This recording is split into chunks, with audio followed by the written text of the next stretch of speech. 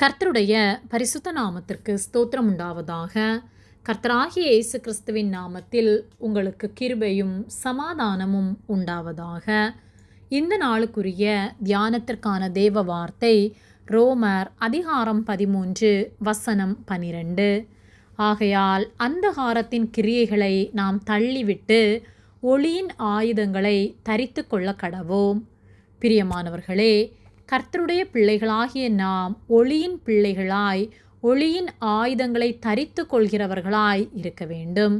பாவ அந்தகாரத்திலே மூழ்கி கிடந்த நம்மை பிரகாசமும் வல்லமையும் மகத்துவமும் நிறைந்த கர்த்தர் அவருக்குரியவர்களாய் வெளிச்சத்தின் பிள்ளைகளாய் அவருடைய விலையேற பெற்ற இரத்தத்தினால் நம்மை கழுவி வெளிச்சத்தின் பிள்ளைகளாய் நம்மை மாற்றியுள்ளார். ஆகையால் அந்தகாரத்தின் கிரியைகளை நாம் தள்ளிவிட்டு ஒளியின் ஆயுதங்களை தரித்து கொள்ள கடவோம் என்று வேத வார்த்தை சொல்லுகிறது. நம்மிடத்திலே அந்தகாரத்தின் கிரியைகள் காணப்படுமானால் பிசாசின் கிரியைகளாகிய பாவம், பொய்கள், சுயநலம், வன்கண், எரிச்சல், பொறாமை, தற்பெருமை, உலக ஆசைகள், இப்படிப்பட்ட குணங்கள் நம்மில் காணப்படுமானால் நாம் அவை எல்லாவற்றையும் விட்டு நாம் ஒளியின் ஆயுதங்களாகிய விசுவாசத்தை, பரிசுத்தத்தை, சத்தியத்தை, அன்பை, சாந்தத்தை, நீடிய பொறுமையை, இப்படிப்பட்ட நற்குணங்களாகிய ஒளியின் ஆயுதங்களை நாம் தரித்து கொள்கிறவர்களாய் இருக்க வேண்டும். கர்த்தர் நம்மை பாவத்திலிருந்து விடுவித்து தம்முடைய விலையேற பெற்ற இரத்தத்தை விலை கிரயமாக கொடுத்து நம்மை மீட்டெடுத்துள்ளார். நம்மை மீட்கும்படியாக அவருடைய பரிசுத்த இரத்தம் விலை கிரயமாக கொடுக்கப்பட்டுள்ளது. நமக்காக சிந்தப்பட்ட இரத்தத்தை ஒருபோதும் நாம் அற்பமாக எண்ணி இன்னும் அந்தகாரத்தில் வாழாமல் பரிசுத்தத்திற்குரியவர்களாய் அவருக்குரியவர்களாய் அவரை ஒவ்வொரு நாளும் மகிமைப்படுத்தி பரிசுத்தத்தோடு நம்மை காத்துக்கொள்வோம். காலம் வெகு சமீபமாயிருக்கிறது. அவருடைய வருகையின் நாளை நம்மால் அறிந்து கொள்ள முடியாது. ஆகவே எப்பொழுதும் ஆயத்தமாய் காத்திருக்க ஒளியின் ஆயுதங்களை நாம் தரித்து கொள்ள கடவோம்.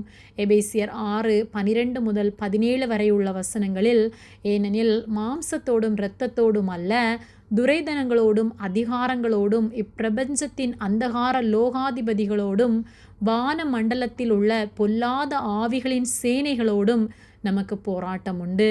ஆகையால் தீங்கு நாளிலே அவைகளை நீங்கள் எதிர்க்கவும் சகலத்தையும் செய்து முடித்தவர்களாய் நிற்கவும் திராணி உள்ளவர்கள் ஆகும்படிக்கு தேவனுடைய சர்வாயுத வர்க்கத்தை எடுத்துக்கொள்ளுங்கள்.